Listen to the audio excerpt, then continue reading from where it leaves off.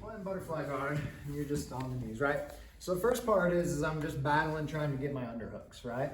So like we've talked about before, if I get this grip where I grab palm to the back of his hand and I turn his hand in, the only way he can break the grip is to go to the outside or to try to overpower me and come up to the inside. In either situation, I still end up with double underhooks, right? So if I'm here and he goes to the outside, he gives me this. If he comes to the inside, then I come to his elbows, and then I have double underhooks. So both choices give me double underhooks, right? You know, so that's the cool thing, is if I can get to this spot, you know, so I'm trying to get to this grip, and this is the battle.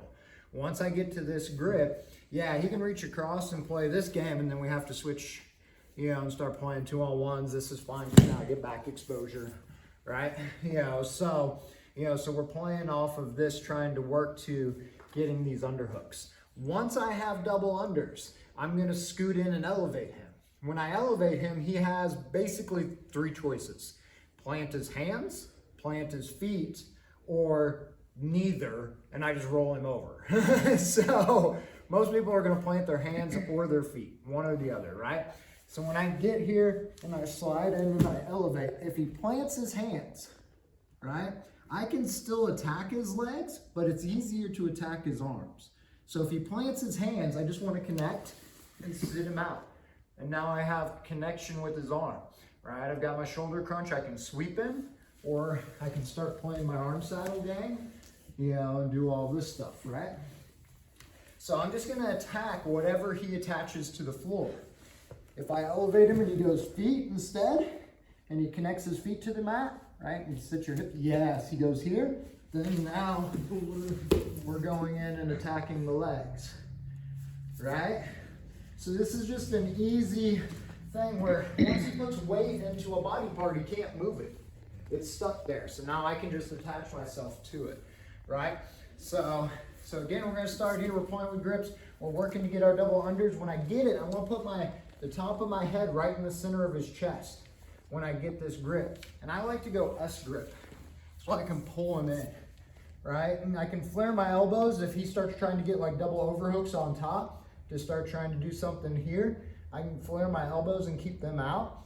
And then now I scoop my hips in and I just rock back. And he has to make that choice. He plants his hands, I go right to my shoulder crunch, right? He instead plants his legs. Awesome, we go right to Ashi, right? And we can play all of our leg attacks. Does that make sense? Yes. Right? So let's just drill that a little bit first, and then we'll kind of go live with actually trying to fight for the double underhooks and get you in the habit of, as soon as you get them, get that grip, elevate, and then start attaching, right? Let's do it. 3, 2, 1. Like, he may start trying to pull, and well, if he steps up, I'm just going to attach to his leg. But if he starts leaning back to try to get out, right? Try to do this to try to push. He can try, yeah. So I'm just going to drop my hands down lower than my head. Now I'm going to, tuck one foot underneath so I can start coming up. And I'm driving my head forward as I pull my hands in. I'll go right to the mount with double unders. Right? Definitely not try to shove my arms in. Right. So That makes sense. Right. Right. So we're here. I get to my double unders. I'm trying to scoot under, but he's like pushing back, right? So I just drop my hands down lower than my head. Now I'm going to tuck one foot under. Doesn't matter which side, right? And now I'm going to start driving. Come to the top. Okay. So just, yep. Yeah, because they'll try to start. I'm like, nope, nope, nope. I don't want you scooting underneath me. So I just can come right up. Yeah, I was thinking like the. Would you call that like wrestle up? Is that like wrestling up? Yeah, it is. It's basically a wrestle up. So. Oh yeah. Sometimes they'll reach over your head and you can duck under and go to their back too. But most of the time they just fall back. You just end up in mount with double unders. So. Moralizing. Yeah. So simple too. Yep. Let's do it. 3, 2, 1. but I can't always get all the way here. All right, this is a hard grip to get to. It's awesome when I get there, you know, but I don't have to be there to elevate him. All I need to be able to elevate him is his hands higher than my shoulders. All right, so I can do that with a double wrist grip. And we can start playing all this stuff again, right? Or even better, I can get to double elbow grip. Sometimes they reach up and collar tie you. I'm like, sweet, they just gave it to me, right? Like now I've got both elbows, his hands are higher than my shoulders, like, right? Now we're elevating, going, right? And like on that one, he went high up, so then his legs were right there, right? So he was posted on his feet and his hands, so I just pick one, right? Whichever's closer, you know, so and that'll happen sometimes too, right? But now it becomes one of those things, like if I can get here, awesome, you know, but if we're battling and I can't quite get that, then I'm just looking for this. The moment I have his elbows and his hand is higher than my arm, we can elevate again, right? You know, so, so play with that. You can go double wrist control and elevate, double elbow control and elevate, and you can go all the way to double unders and elevate, right? It's all the same game. The only difference is now I can't use the driving them back to come on top because I don't have that control, right? But if your hands are above my shoulders, I don't care because I'm gonna be able to scoot under you and elevate you, right? You can't stop me from, you know, if I get this, if I try to sit back and not let me elevate you, I don't want to. You can't do it, right? Like the elbows have that much control, you know, so if you can get control of the elbows, you know, then I can still elevate. If I have the wrists, it's a little bit harder because I really have to pull his wrists. I can do it, you know, but like if you know, like you were trying to do it to me because my arms are longer than yours, it's gonna be hard. You know, but if you get my elbows, you're going to be able to elevate me. Right? Cool. Let's play that 3, 2, 1. I scoot in, I go to elevate. Now there's no windshield wipering past my guard. I can't give anything. Right? And then now, I can go to whatever leg entanglement I want. Right? So if you're worried about someone, you know, like myself or Jesus or someone like that, but you know, windshield wiper in past your guard, then you want to elevate and grab the legs, right? Because as soon as you elevate them, that's when they start doing that. Like as soon as they lift up, oh, okay. Yeah, right. So like, as soon as you grab double unders on me, and I know I'm getting elevated, I'm just like I can't even. Okay, I see. Right. So it's like I know as soon as my hands hit the mat, my legs are light, and I just start pummeling. Okay. Right? So, you know, from the bottom to stop that, when I elevate right before your hands hit the mat, I switch and grab your legs. Because you can't windshield wiper before your hands hit the mat. Or your face will hit the mat. So if I elevate once you're about to go, I go here. Grab it. Right? Now I can't. Now I'm stuck. Okay. Right? And so now, like now you can start working to shoot to your ashi. Right? So shoot. Or you can go coming to the pass. Okay. Right. But you have options. Right. But you can't let go there. Right. Like I have to keep. You gotta keep this that 4-point connection at all times Right. now. Yeah. Till I make my next. Yeah, and you want to make that transition quick because if you stay here, yeah, right. Okay. So for reverse, if you stay there for a second and you hesitate, I'm just gonna sit back. Right. And just put my ankles towards my butt. And then I'm gonna start all Right. bypass, right? So so this is just that chess game, back and forth, right? So it's one of those things like I elevate you, I attach to your legs, I immediately shoot to ashi, or if their legs are close together, when I get there, like he does this, and then I come under and I go 411. Right? So, but I'm making that transition immediately once I get to the spot. Because if I just sit there, all he's got to do is push himself back. All right? And then he's back, Or sits that's on the the mat. sit down, right? Yeah, and then he can start doing his low passing again.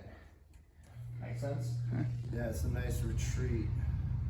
for the aggressor Right. on that. Because Yeah. you're about to get your shit. And then you're like, oh, no. Yeah. Yeah, and this is why, like, elevating and getting the shoulder crunch is nice, but, you know, I have to worry about the hip switching.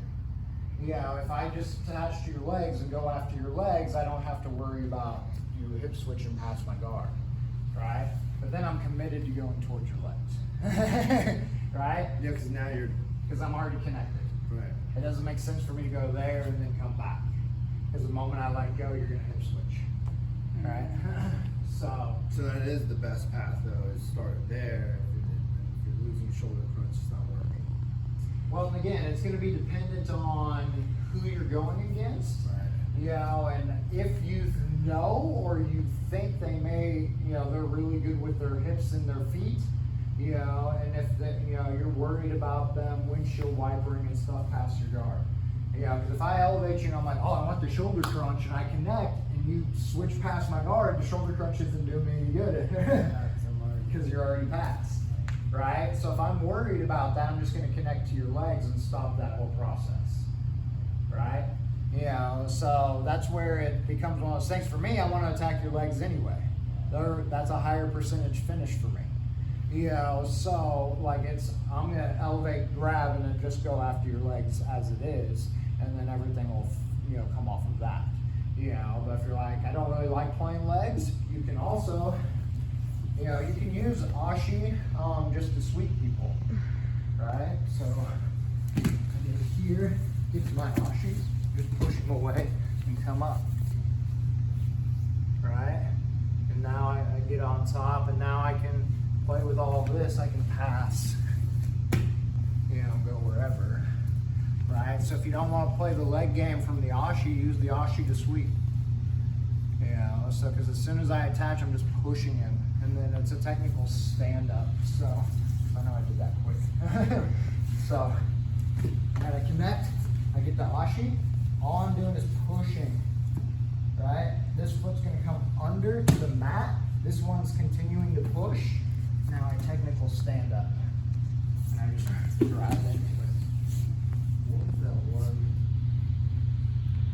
Was it that one? If you turn like that this? way, Yeah. yeah. Now if I can, Yes, that was it. Thank you. I can attack. That's right.